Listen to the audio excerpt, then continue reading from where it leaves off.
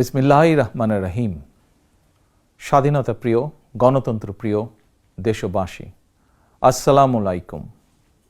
5ই August, আজ থেকে ঠিক 1 বছর আগে 2024 সালের এই দিনে ফ্যাসিস্ট বাংলাদেশ ছেড়ে পালিয়েছে। রাহমুক্ত হয়েছে বাংলাদেশ। স্বাধীনতা প্রিয়, গণতন্ত্র প্রিয় জনগণের জন্য দিনটি আনন্দের, দিনটি বিজয়ের। রাহমুক্ত বাংলাদেশের এই দিনটিকে অন্তর্বর্তীকালীন সরকার জুলাই গণ অভ্যুত্থান দিবস হিসেবে ঘোষণা করেছে।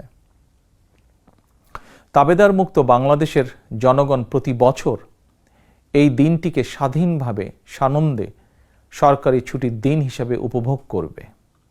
স্বাধীনতা এবং গণতান্ত্রিক রাজনৈতিক অধিকার চর্চার নতুন অঙ্গীকারে উদ্বুদ্ধ হবে।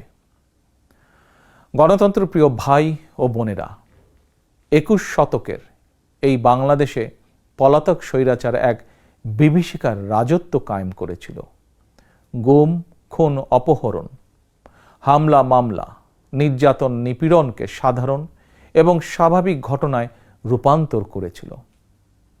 এই ফ্যাসিবাদের বিরুদ্ধে 1.5 দশকেরও বেশি সময় ধরে চলা আন্দোলনের সময় বিএনপি সহ ভিন্ন দল এবং মতের গণতন্ত্রের পক্ষের শক্তির লাখো কোটি নেতাকর্মীর জন্য দেশকে নরকে পরিণত করে রাখা হয়েছিল। শত শত মিথ্যে মামলার কারণে ভিন্ন দল এবং মতের লক্ষ লক্ষ নেতাকর্মী সমর্থকের ঘর বাড়ি ছাড়া করে দেওয়া হয়েছিল। অনেকের পারিবারিক বন্ধন ছিন্ন হয়ে গেছে।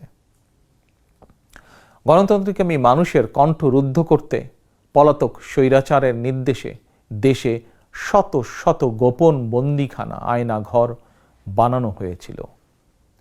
সেই আয়নাঘরের অন্ধকার প্রকোষ্ঠে জলজন্ত মানুষকে দিনের পর দিন, রাতের পর রাত, বছরের পর বছর আটকে রাখা হতো। অনেককে চিরতরে গায়েব করে দেওয়া হয়েছে। বিএনপির সাবেক এমপি ইলিয়াস আলী কিংবা কমিশনার চৌধুরী আলমের আজও খোঁজ মেলেনি। বিচার বিভাগ, নির্বাচন কমিশন সহ দেশের সকল সাংবিধানিক বিধিবদ্ধ প্রতিষ্ঠানকে অকার্যকর করে দেওয়া হয়েছিল। সংবিধান উপেক্ষা করে মানুষের ভোটের অধিকার কেড়ে নিয়ে নির্বাচনী ব্যবস্থাকে প্রহসনে পরিণত করা হয়েছিল। দেশকে চিরতরে তাবেদার রাষ্ট্রে পরিণত করতে দেশের শিক্ষা ব্যবস্থাকে বিনষ্ট করার সকল আনুষ্ঠানিকতা প্রায় চূড়ান্ত হয়ে গিয়েছিল। বই খাতা কলমের পরিবর্তে রাজনীতির নামে শিক্ষার্থীদের হাতে তুলে দেওয়া হয়েছিল লগি, বৈঠা, হাতুড়ি বা চাপাতি। বিপর্যস্ত করে দেওয়া হয়েছিল দেশের অর্থনীতি। ব্যাংকগুলোকে দেউলিয়া করে ফেলা হয়েছিল। দেশ থেকে 28 লক্ষ কোটি টাকা পাচার করে বিদেশে পাঠিয়ে দেওয়া হয়েছিল। অন্যায়, অনিয়ম, অনাচার, দুরাচার, লুটপাট দৈনন্দিন চিত্র হয়ে উঠেছিল। দেশে প্রতিষ্ঠিত করা হয়েছিল ব্যক্তিতন্ত্র। তবে শেষ রক্ষা হয়নি দেশের সকল শ্রেণী পেশার মানুষ, ছাত্র জনতা, কৃষক, শ্রমিক, রিক্সা চালক, মুঠে মজুর, গার্মেন্টস কর্মী, হোটেল রেস্তোরাঁ কর্মী, পরিবহন শ্রমিক, সাংবাদিক, বুদ্ধিজীবী, সংস্কৃতি কর্মী, গৃহবধূ, নারী, শিশু, এমনকি আমাদের মায়েরা সকলেই ঐক্যবদ্ধ হয়ে জুলাই আগস্টের গণ অভ্যুত্থানে রাজপথে নেমে এসেছিলেন। গণ অভ্যুত্থান দমনে হেলিকপ্টার থেকে গুলি করেও মানুষ হত্যা করা হয়েছিল। এমনকি কোলের শিশুটি পর্যন্ত রক্ষা পায়নি। শহীদ আবু সাইদ, ওয়াসিম, মুগ্ধ, আমাদের এইসব সাহসী সন্তানদের বুকে গুলি করে হত্যা করা হয়েছে। শুধুমাত্র 2024 সালের জুলাই আগস্টের গণ অভ্যুত্থানে 1,500-এরও বেশি মানুষ শহীদ হয়েছেন। ছাত্র জনতা, কৃষক, শ্রমিক, নারী, শিশু, বৃদ্ধ, সাংবাদিক, শ্রমজীবী, পেশাজীবী, ফ্যাসিস্টের গুলির নিশানা থেকে কাউকেই রেহাই দেওয়া হয়নি। এই অভ্যুত্থানে আহত হয়েছেন কমপক্ষে 30,000 মানুষ। হাত পা, শরীরের অঙ্গ প্রত্যঙ্গ হারিয়ে আমাদের শত শত সন্তান, শত শত ভাই ও বোনেরা চিরতরে পঙ্গু হয়ে গিয়েছেন, কিংবা চোখ হারিয়ে আজীবনের মতন অন্ধ হয়ে গিয়েছেন বহু মানুষ। এজন্যই আমি বলি, 1971 সাল ছিল স্বাধীনতা অর্জনের যুদ্ধ, আর 2024 সাল ছিল স্বাধীনতা রক্ষার যুদ্ধ। 1971 সালে শহীদ মুক্তিযোদ্ধাদেরকে বাংলাদেশ ভোলেনি। 24-এর গণ অভ্যুত্থানে শহীদদেরকেও বাংলাদেশ ভুলবে না। 71 সাল থেকে আজ পর্যন্ত দেশ এবং জনগণের স্বাধীনতা অর্জন, স্বাধীনতা রক্ষা, স্বৈরাচার এবং ফ্যাসিবাদ বিরোধী আন্দোলন, গণতন্ত্র পুনঃপ্রতিষ্ঠার আন্দোলন, এভাবেই ইতিহাসের প্রতিটি বাঁকে বাঁকে লাখো মানুষ হয়েছেন শহীদ। আজকের এই দিনে আমি আবারও সকল শহীদদের অবদানকে শ্রদ্ধা ভরে স্মরণ করছি। আহতদের দ্রুত আরোগ্য লাভের জন্য আল্লাহর দরবারে প্রার্থনা করছি। প্রিয় দেশবাসী, দেশ এবং জনগণের স্বাধীনতা এবং অধিকার প্রতিষ্ঠার জন্য নিজের জীবন বিলিয়ে দিয়ে শহীদগণ আমাদেরকে ঋণী করে গেছেন। এবার শহীদদের প্রতি আমাদের ঋণ পরিশোধের পালা। শহীদ পরিবারের কাছে সমগ্র বাংলাদেশ ঋণী। দেশে জনগণের রাজনৈতিক এবং অর্থনৈতিক ক্ষমতায়ন নিশ্চিত করে সাম্য, মানবিক মর্যাদা, সামাজিক সুবিচার প্রতিষ্ঠার মাধ্যমে একটি ইনসাফ ভিত্তিক গণতান্ত্রিক মানবিক বাংলাদেশ গঠনের মাধ্যমেই আমরা শহীদদের প্রতি ঋণ পরিশোধ করতে পারি। স্বাধীনতা প্রিয়, গণতন্ত্র প্রিয় ভাই ও বোনেরা, একটি গণতান্ত্রিক বাংলাদেশ প্রতিষ্ঠার প্রথম এবং প্রধান রাজনৈতিক উদ্যোগ হচ্ছে জনগণের সরাসরি ভোটে জনগণের প্রতি দায়বদ্ধ, জনগণের কাছে জবাবদিহিমূলক একটি রাষ্ট্র এবং সরকার প্রতিষ্ঠা। জনগণের কাছে দায়বদ্ধ একটি সরকার প্রতিষ্ঠার জন্য বর্তমান অন্তর্বর্তীকালীন সরকার কাজ করছে।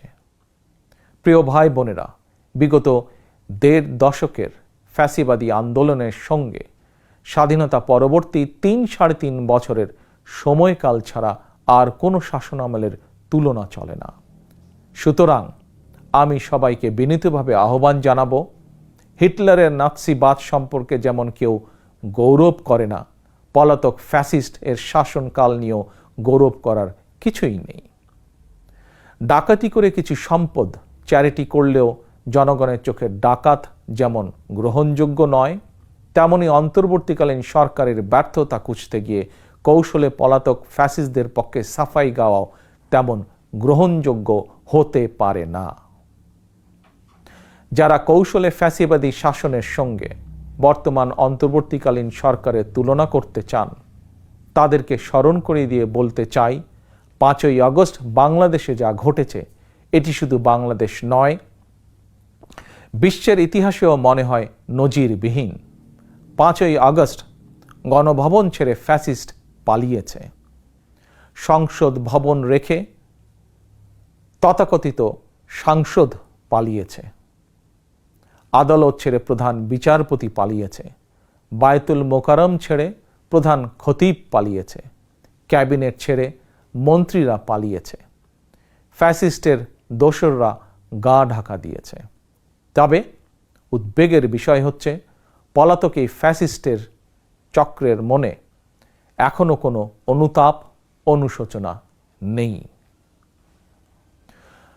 প্রিয় ভাই ও বোনেরা, হাজারো শহীদের রত্ন স্নাত রাজপথে ফ্যাসিবাদ বিরোধী অভূতপূর্ব জাতীয় ঐক্য গড়ে উঠেছে। বাংলাদেশে আর কখনোই ফ্যাসিবাদ কায়েম হবে না ইনশাআল্লাহ। কাউকে গণতন্ত্র হত্যা করার সুযোগ দেওয়া হবে না।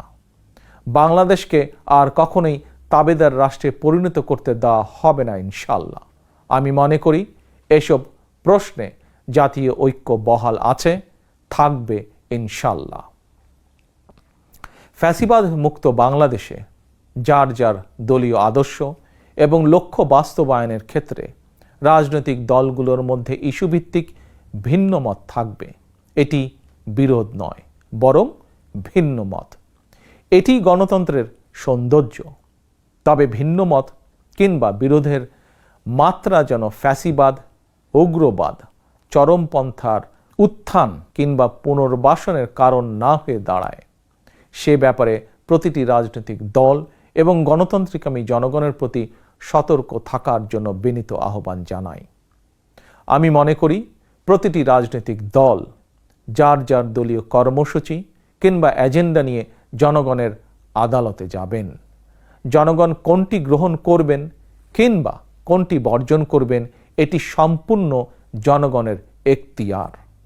এভাবেই প্রতিদিনের রাজনৈতিক চর্চার মধ্য দিয়ে রাষ্ট্র জনগণকে শক্তিশালী করে তুলতে হবে।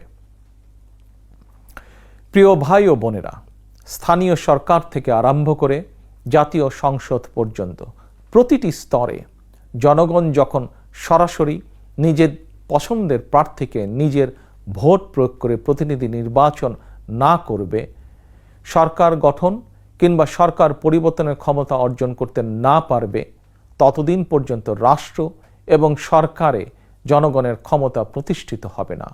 তাই আসুন রাষ্ট্র, সরকার, শাসন, প্রশাসন পরিচালনায় আর প্রতিদিনের কার্যক্রমে জনগণের গণতান্ত্রিক রাজনৈতিক অধিকার চর্চা প্রয়োগের সুযোগ সৃষ্টির মাধ্যমে আমরা জনগণকে রাজনৈতিকভাবে শক্তিশালী করে গড়ে তুলি। জনগণকে শক্তিশালী করে তুলতে না পারলে শেষ পর্যন্ত কোনো কিছুই শক্তিশালী এবং টেকসই হবে না। প্রিয় দেশবাসী, 2024 সালের 5ই আগস্ট বাংলাদেশের ইতিহাসের ঘৃণ্যতম ফ্যাসিস্ট পালিয়ে যাওয়ার পরপরই বীর জনতার উদ্দেশ্যে দেওয়া এক অভিনন্দন বার্তায় আমি বলেছিলাম, বিজয়ের কাছে পরাজিতরা নিরাপদ থাকলে বিজয়ের আনন্দ মহিমান্বিত হয়। সেটি পুনরায় স্মরণ করিয়ে দিয়ে দেশের গণতান্ত্রিকামী জনগণের প্রতি আমার আহ্বান, কেউ আইন নিজের হাতে তুলে নেবেন না, মব ভায়োলেন্সকে উৎসাহিত করবেন না, নারীর প্রতি সহিংস আচরণ করবেন না, অন্যের স্বাধীনতার প্রতি শ্রদ্ধাশীল থাকুন। একজন মায়ের চোখে বাংলাদেশ যেমন, আমরা তেমন একটি বাংলাদেশ গড়তে চাই যেখানে দল, মত, ধর্ম, বর্ণ নির্বিশেষে বিশ্বাসী, অবিশ্বাসী, সংশয়বাদী প্রতিটি সন্তান, প্রতিটি মানুষ নিরাপদে থাকবে। আজ এবং আগামীর প্রতিটি 5ই আগস্ট হয়ে উঠুক গণতন্ত্র, সুশাসন প্রতিষ্ঠা আর মানবিক মানুষ হয়ে ওঠার অঙ্গীকারের দিন। এই সুমহান অঙ্গীকার বাস্তবায়নের দীর্ঘ যাত্রায় আমি এবং আমার দল বিএনপি দেশের সকল গণতান্ত্রিকামী জনগণের সমর্থন এবং সহযোগিতা আশা করছি। আল্লাহ হাফেজ। বাংলাদেশ জিন্দাবাদ। বাংলাদেশ জাতীয়তাবাদী দল জিন্দাবাদ।